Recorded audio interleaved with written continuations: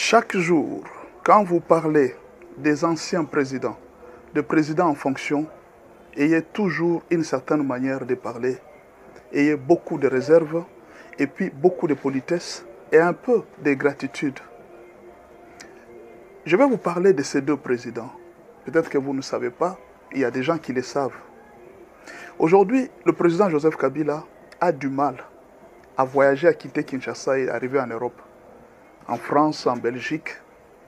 Peut-être que vous ne connaissez pas l'histoire, il y en a qui connaissent. Joseph Kabila avait fermé la maison Schengen. La maison Schengen, c'est la maison qui s'occupe des visas pour tous les pays européens ici à Kinshasa. Il a fermé pendant 2 ans. Elle ne pouvait pas ouvrir. C'est avec l'arrivée de Félix que la maison Schengen a été ouverte.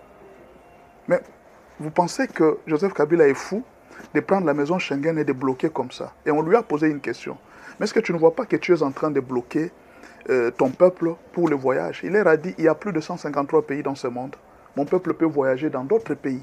Il n'y a pas que le continent européen où les Congolais peuvent voyager. Et il était une tête à abattre à tout prix par les Occidentaux.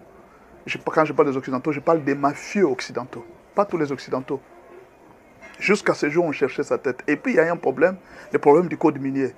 Dans le problème du code minier, Kabila avait refusé. Il avait donné l'avantage à toutes les nations que les pays soient indépendants vis-à-vis de ces minéraux. Toutes les nations pouvaient venir s'occuper de cela. Et vous savez, avec ça, les Européens ont fait une très mauvaise campagne contre lui. Et jusqu'à ce jour, quelqu'un vient au Congo, il se réveille le matin, il dit « Joseph n'avait rien fait ». Mon frère, il faut avoir beaucoup de réserve quand vous parlez des anciens présidents et des présidents en exercice. Regardez le président Félix Tshisekedi. Il est en train d'exercice, il a trouvé les pays étaient sous embargo.